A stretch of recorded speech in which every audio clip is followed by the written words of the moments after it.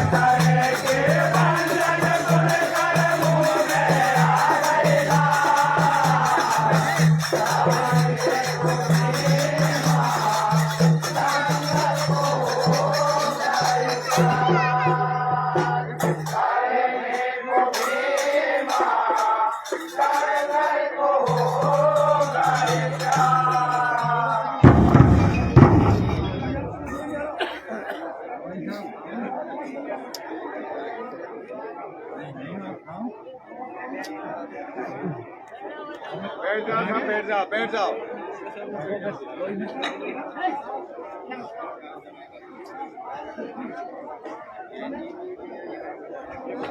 अरे कौन आया यार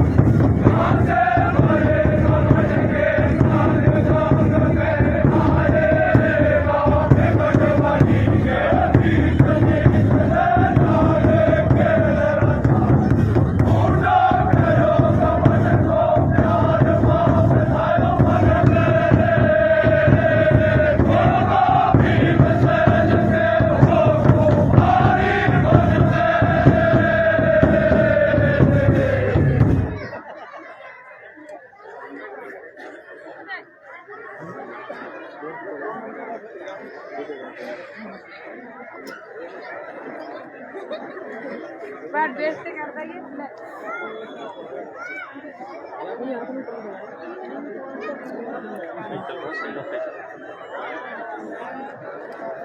बिल्कुल खराब हो रहा है बिल्कुल खराब हो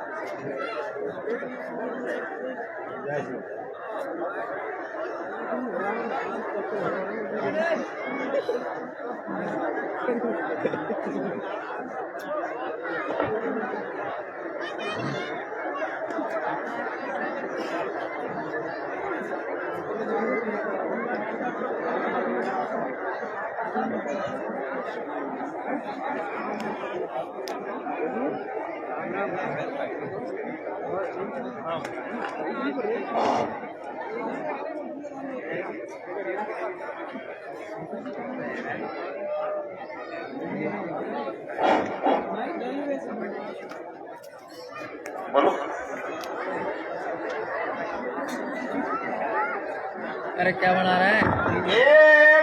किसी का सगट ही रे भाई जगत हो बजे काले रे यो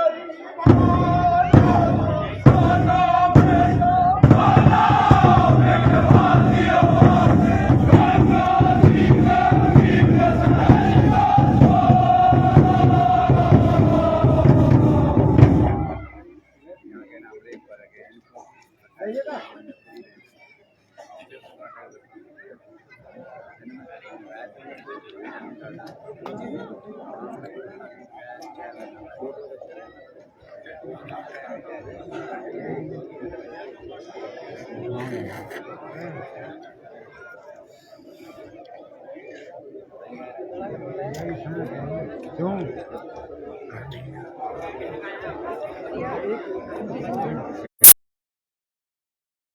वासिक ये राजा वासिक की सुता तो बाको है लमोदे है बात और बगल में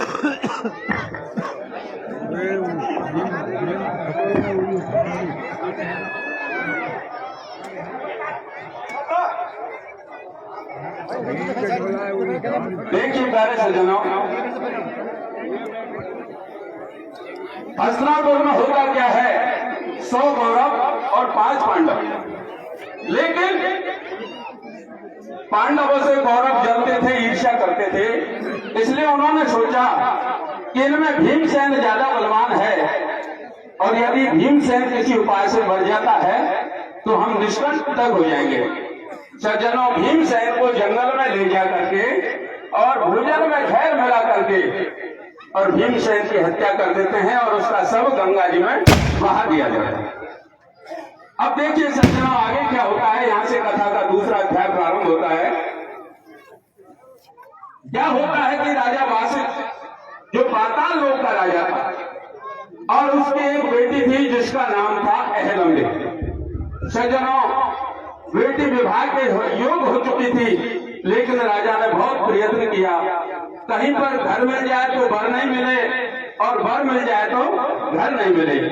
दिनों दिन चंद्रमा की कला के समान कन्या बढ़ती चली गई, लेकिन कोई विवाह योग वर नहीं मिला।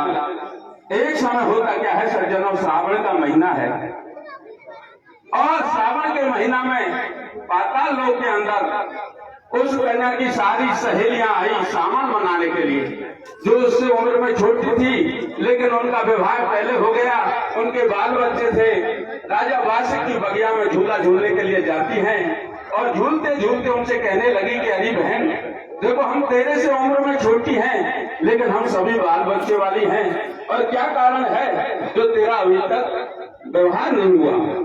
सज्जनों, होता क्या है, उसी समय एक सखी कहने लगी कि अरे ये राजा वासिक है, ये तो बहुत ही निष्ठुर है, ये कंजूस है, इसलिए बेटी का व्यवहार नहीं करता है। और बाकी की सहेलियां हैं, वो तो सज्जनों तरह तरह के उसको उलाहने देती है, तो उनके उलाहनों को सुन करके कैसे वो नाग कन्या एलम दुखी होती है और कैसे अपने विवाह के लिए प्रयत्न करेगी, ये आप गीत के माध्यम से सुना।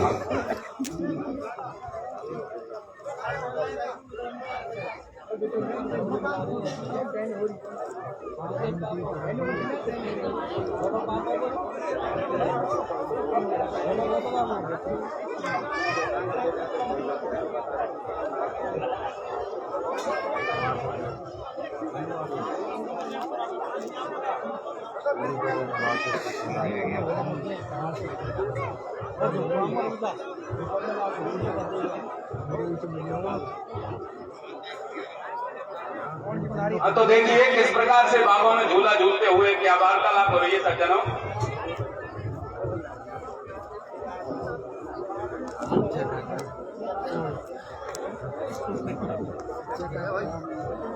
भागा में झूलन आई रे, दामन को बड़ो दुहारे। भागा में झूलन आई रे, दामन को बड़ो दुहारे।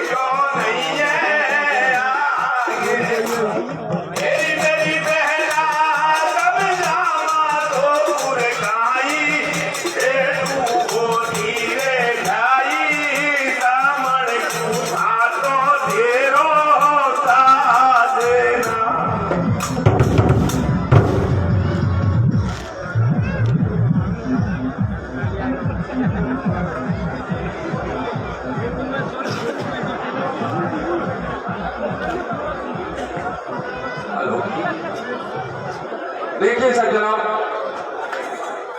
कृपया शांत रहें।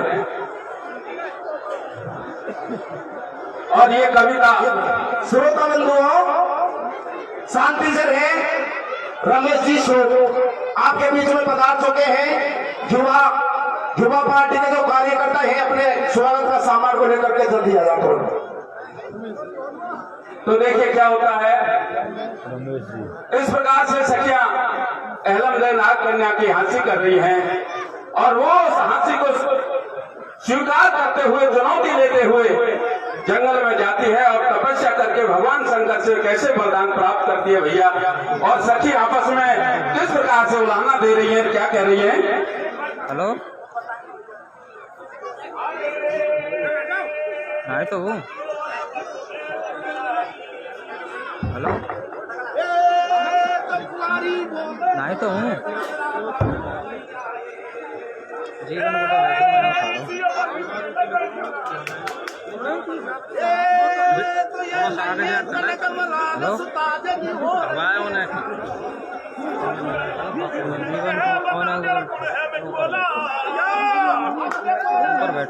ऊपर बैठ और पहना को मैं उन्हें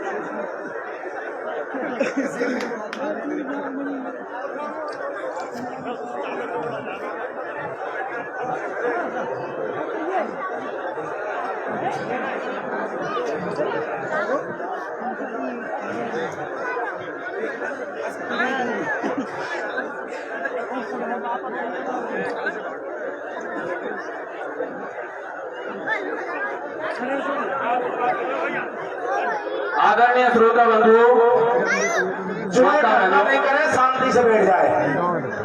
देखिए ये कविता हम पहली बार कर रहे हैं और पहली बार इस जंगल में प्रस्तुत किया है। जनता जनार्दन भगवान का रूप होती है और हम जनता से आशीर्वाद चाहेंगे कि आपका आशीर्वाद हमें मिले। देखिए आगे क्या होता है।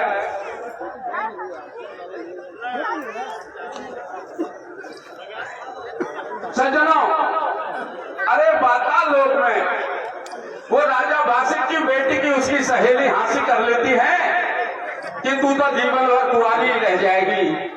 अरे तने शरीर का क्या कर लिया, बुढ़ापे में तुम्हारा कोई साथी नहीं है, बुढ़ापे में तो टूटी घाट बढ़िया लगेगी बहना। इसलिए तू विवाह कर ले।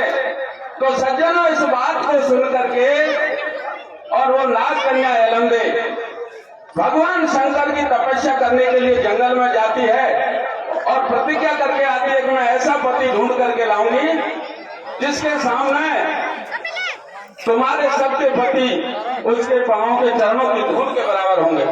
तो सज्जनों, किस प्रकार से अपने महलों को छोड़ करके और भगवान शंकर की तपस्या के लिए जाती है, ये कविता के माध्यम से सुनो।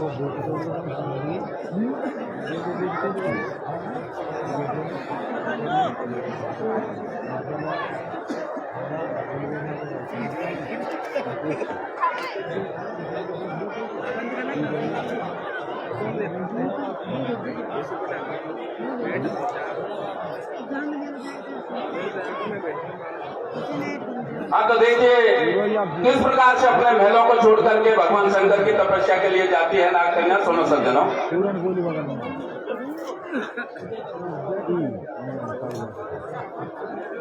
अरे महलों से जंगल को जा रही रे बदबे को दुल्हनिया, महलों से जंगल को जा रही रे बदबे को दुल्हनिया, शिव जी को ध्यान लगा शिव जी को ध्यान लगा रही रे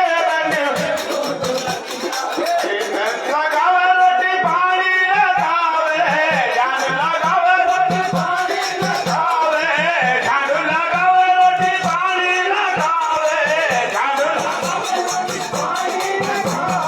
शिव जी पे, अरे शिव जी पे फूल चढ़ा रही रे बदबे को दुल्हनिया, महलों से अरे दर्शन नहीं देवे तो बुरारी, दर्शन नहीं देवे तो बुरारी, मन में व्याकुल हो रही भारी, मन में वो प्राणों की, अरे प्राणों की भेंट चढ़ा रही रे बदबे को दुल्हनिया, महलों से जंगल को जा रही रे बदबे को।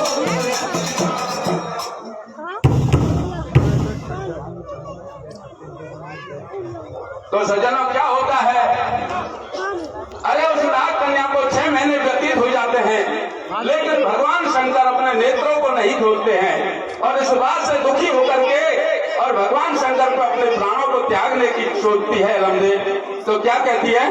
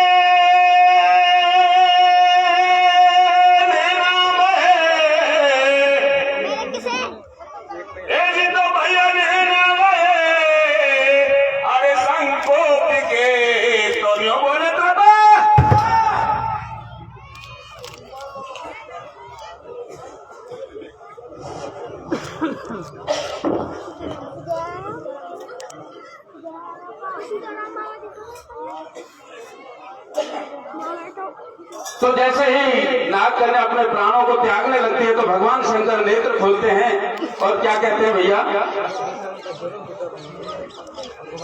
ओ ऐसे बोलो जब तब राजे अब तो सुन ले नागन मारे, ऐसे बोलो जब तब राजे अब तो सुन ले नागन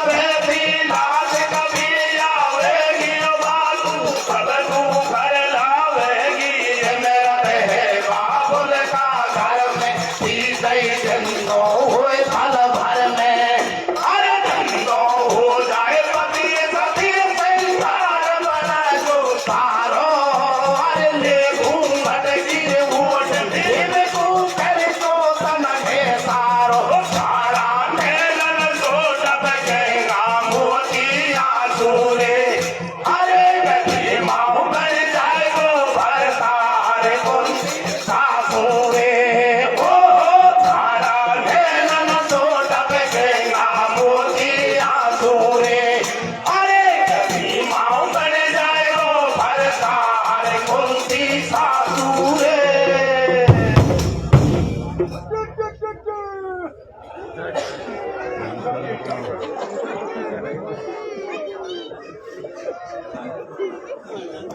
राजा जी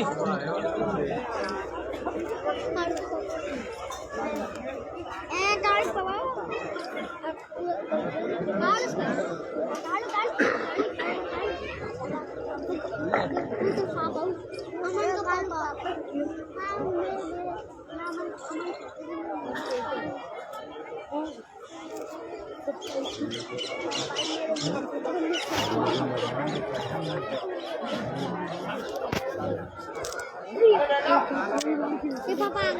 तो देखिए सज्जनों, अरे 6 महीने की तपस्या के बाद भगवान शंकर अपने नेत्रों को खोलते हैं और नेत्र खोलने के बाद में भगवान शंकर क्रोध करके बोलते हैं कि हे लड़की, तू क्या मेरे से वरदान की इच्छा रखती है या तुझे मरा हुआ पति मिलेगा? इस बात को सुनकर के वो नाग कन्या एलमदे अपने मन में बहुत दुखी हो जाते हैं कि हे भोलेनाथ, अरे मैं 6 महीने से अपने शरीर को इसलिए नहीं सुखा रही थी कि मुझे मरा हुआ पति मिलेगा। हे नाथ, कहते हैं कि जिया बिन दे अरे नदी बिन बारी और तैसे ही नाथ पुरुष बिन नारी। हे भोलेनाथ, अरे इस विधवा जीवन को मैं क्या करूंगी? हे नाथ, मैंने तो मेरे मन में विचार किया था कि अरे मैं अपने हाथों में मेहंदी सजा करके माथे पे मेहंदी लगा के ससुराल जाऊंगी, लेकिन आपके वरदान ने मुझे इस लायक नहीं छोड़ा। मैं कैसे मेहंदी रचाऊं? क्या कहती है? ऐसे कहती है अरे वो इन हाथन की मेहंदी और किस भैया, अरे भोले मोगुइन हाथन की मेहंदी, हरे हरे ओ बलम में सपना है जाएगी, वाह भैया, अरे सपना है जाएगी, ये नागिन कुंवारी रह जाएगी, ओ मोकू इन हाथन की मेहंदी। तो भगवान शंकर दया करके कहती है कि हे लड़की सुन, मेरा नाम भोला और भाला है। जब मैं क्रोध करता हूँ तो भाले के समान पहना हूँ और नहीं तो भूला तो है यूं। जब मैं तुझे विधि बताता हूँ तो क्या कहते हैं भगवान शंकर ने उस नाग कन्या से? ऐसे कहते हैं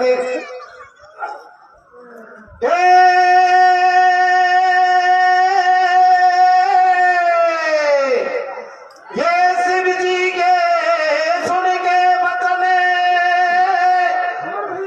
और देखो कहीं गंगा जी तेरे पास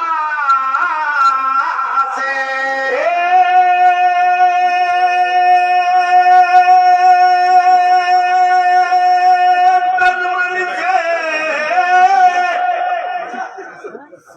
एक तो भैया तन मन से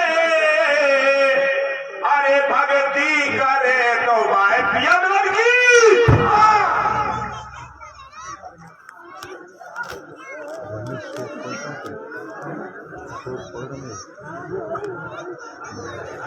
तो सज्जनों, अरे गंगा जी के तट पर चली गई और नाग कन्या खड़ी है। आगे क्या होता है? तो लाला देख बता जो कैसे ठाड़ी है, क्यों ठाड़ी है? मैं तेरो लाला ही लगूंगा। अब लाला ये 1.5 फुट को तो लाला ये मेरा।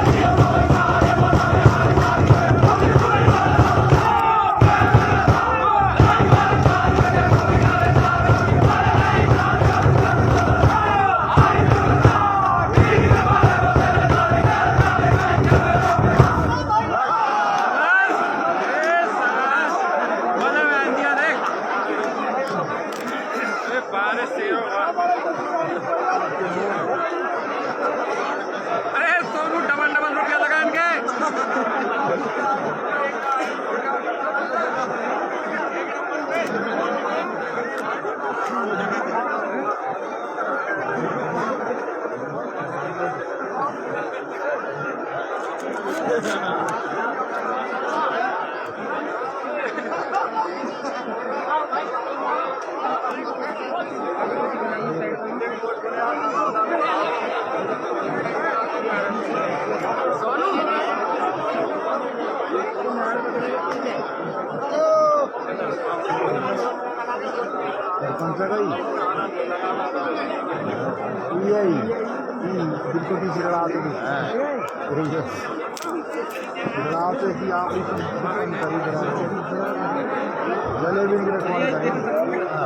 अरे बैठा है आप भी तो हाथ में मत करो देर अब बोलो तो बैठे हुए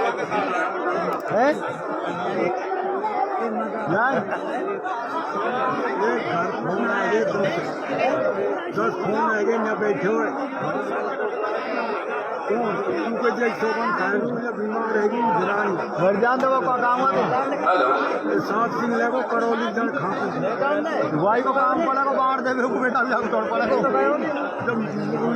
आदरणीय श्रोताओं, देखिए वो भीमसेन की लाश जो कौरवों ने मार के गंगा में फेंकी थी, बैठ जाओ, वो लाश बहती बहती गंगा जी में आ रही थी और उस समय नाग कन्या अपनी सहेलियों को लेकर के गंगा स्नान कर रही थी। जैसे ही बहती बहती लाश आई तो अपनी सहेलियों की सहायता से उस लाश को उठा करके और अपने पिता के महलों में ले आई। सज्जनों, नाग कन्या डर रही थी कि मेरा पिता वासिक बहुत क्रोधी है, उसको पता नहीं लग जाए, तो वो चुपचाप क्या करती है, उस लाश को महलों में रख के और अपनी माँ के पास जाती है, क्योंकि माँ का हृदय कोमल होता है। तो पहले माँ से कहती है कि माँ, अरे मुझे थोड़ा सा अमृत मंगवा दे। सज्जनों, राजा वासिक के यहाँ पर अमृत का कुंड था, लेकिन करोड़ों नाग उस पर पहरा देते थे कि कोई भी एक बूंद अमृत यहाँ से ले नहीं जाए, और जब तक अमृत नहीं मिलेगा तब तक भीमसेन जिंदा नहीं हो सकता। तो उसकी माँ से जाकर के कहती है कि माँ, मुझे अमृत मंगवा दे। सज्जनों, क्या कहती है कि बेटी, अरे मुझे ये बता तुझे अमृत की जरूरत क्या हुई? अमृत की तो जब जरूरत होती है जब कोई एक व्यक्ति मर जाता है कि माँ मैं पति को लेकर के आई हूँ और मेरे पति को अमृत पिलाना चाहती हूँ। कहने लगा कि तेरी तो अभी तक हमने सगाई नहीं करी, तो फिर तेरा पति कहाँ से आया? कि हाँ माँ मैं पति लेकर के आई हूँ। कि अरे चल मुझे बता तेरा पति कहाँ है, कैसा सुंदर है, और जरा मैं उसके मुख से 2 शब्द तो सुनूं कैसा बोलता है। तो एलमदे कहने लगी माँ आप बोलने की कहती हो, अरे उसकी तो हालत ऐसी है। कैसी है हालत बता दो बेटा।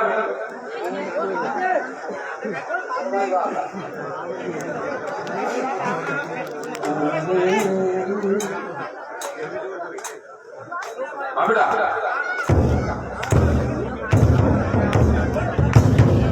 क्या कर रहा है भीमसेन और कैसे कर रही है लम्बे भैया? अरे भाई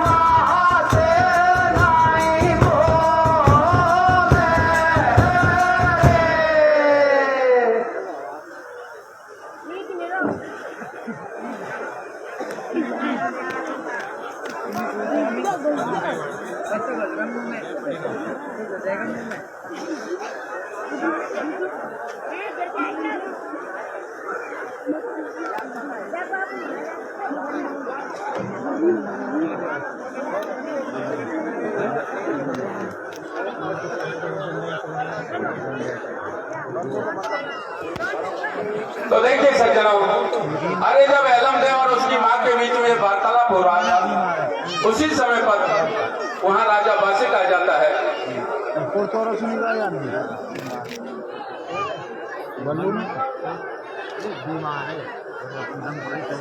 दम नहीं रही, दम तो चले ही पौधा। हाँ बीमार है, दवाई चल रही है हमारी।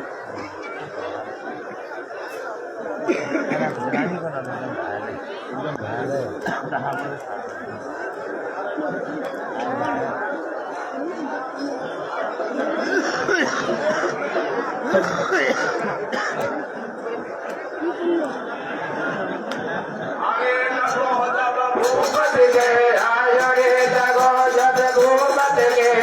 आयो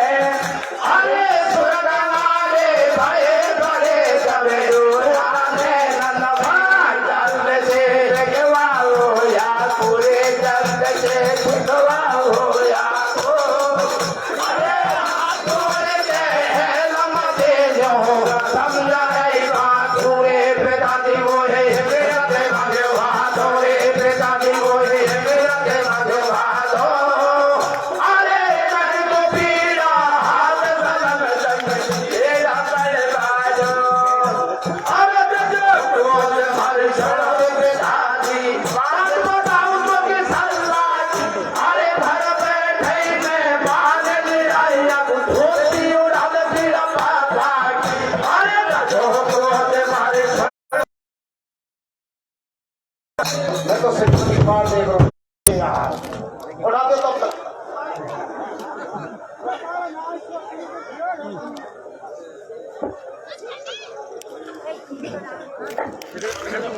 देखिए सज्जनों, अरे जैसे ही राजा बासिक उस भीमसेन की लाश को देखता है तो रणवासों के अंदर आ जाता है और आकर के कहता है कि हे नागकन्या एलमदे, बताइए कौन है और मैंने इसको किस प्रकार से जिंदा किया है। कि पिताजी ये मेरा पति है, अमृत पिला करके मैंने इसको जिंदा किया है। कहने लगा कि हे भीमसेन, बताओ तू क्या चाहता है।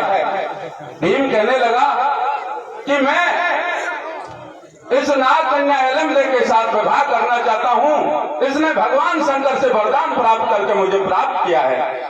तो सज्जनों क्या कहता है बासिक, क्या कहता है जी पता कि है? देख तू मानव वंश का है और हम पाताल लोक में रहने वाले हैं, नागवंशी हैं। सज्जनों ये पाताल लोक जिसको आज हम अमेरिका कहते हैं वही पाताल लोक है, क्योंकि वो हमारे भारत से सबसे नीचे 180 डिग्री पर है और जिसको स्वर्ग कहते हैं वो है तिब्बत। तो क्या होता है, कहने लगा राजा बासिक कि अरे भीम कि तेरे संग बेटी बरूं, यदि मैं इस नागकन्या का तेरे साथ विवाह करता हूं तो तेरे संग बेटी बरूं। और कैसे भैया? अरे तो मेरे कुल के लगे कलंक, कैसे भैया? और तेरा मेरा मेल का, और मेरा जा तू रंग, भैया तेरा मेरा मेल नहीं हो सकता, इसलिए निकल निकल जल्दी निकल और अभी भवन से भाग। कैसे भैया? और नहीं तो मेरी खड़ग से तेरा लंगा शीश उतार भैया। कि जल्दी से चला जा। क्या नहीं, मैं नहीं जा सकता। तो सज्जनों भीमसेन के यहाँ शंका हो जाती है। कहने लगा कि मैं हस्तिनापुर नरेश राजा पांडु का पुत्र भीम हूँ। कि नहीं, मुझे विश्वास नहीं होता। यदि तू भीमसेन है तो मेरे साथ जोर आजमाइश कर पंजा लड़ा, मैं देखता हूँ कि उसमें कितना जोर है। तो सज्जनों किस प्रकार से उन दोनों के बीच में युद्ध होता है और कौन जीतता है आगे कविता सुना।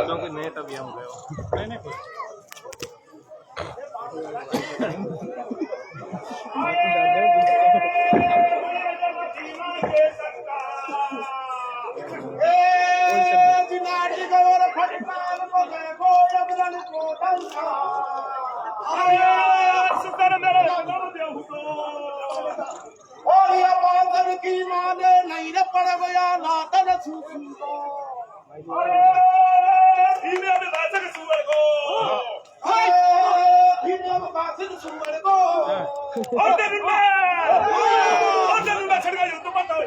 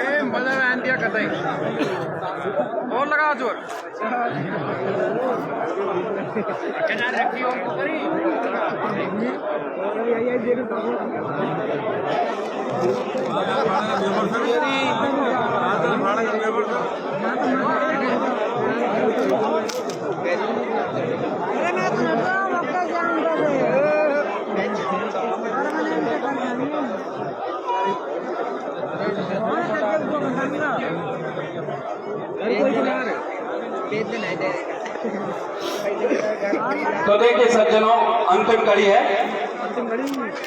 जैसे ही दोनों का युद्ध हुआ, उस युद्ध में भीमसेन राजा वासिक और 15 करोड़ भुजंगों को हरा देता है और वासिक को विश्वास हो गया कि निश्चित रूप से पांडु का पुत्र भीम है, इसके साथ में कन्या का विवाह करने में कोई ऐतराज नहीं है। तो आगे किस प्रकार से कन्या का विवाह होता है और किस प्रकार से हस्तिनापुर को लाडी विदा होगी, देखते हैं। भीमसेन जैसे ही भावर खाता है तो राजा वासिक सोचता है कि अरे ये तो अकेला भीमसेन है, मैं हस्तिनापुर में सूचना करता हूं ताकि बारात तो आए। अब बारात कौन की आए, कौरव तो पहल से कोकड़ बैठा। तो सज्जनों, चारों भाई और माता कुंती किस प्रकार से बारात लेकर के आते हैं, आगे क्या होता है।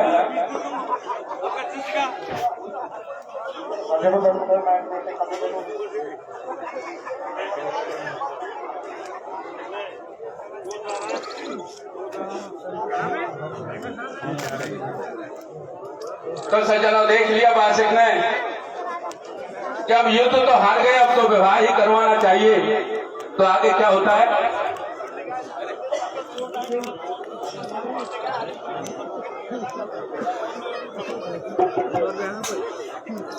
ओ वासिक बोलो आए कमालो मोलो या छोरी को काढ़ो। वासिक बोलो आए कमालो मोलो या छोरी को काढ़ो। खाको ये सगे कर लाई यहाँ घर बैठे साथ बुठाई। वो सब नागन की बात बगैर अब तो भी बासुर बदलाव है बासुरा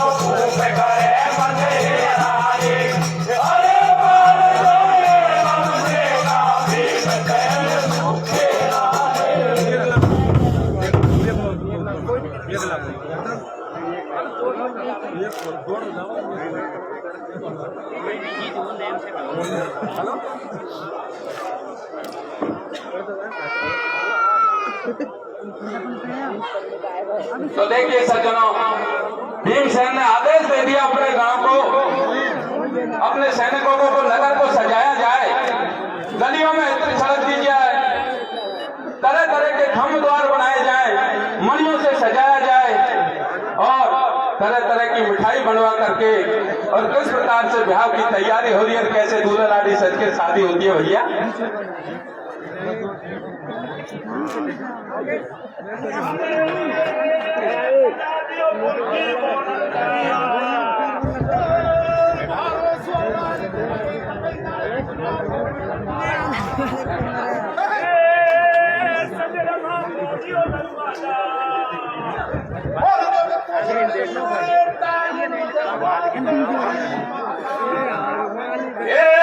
मिठाइयों दादा बनवाई, अरे मिठाई थोड़ा ताजा बनवाई। खुदा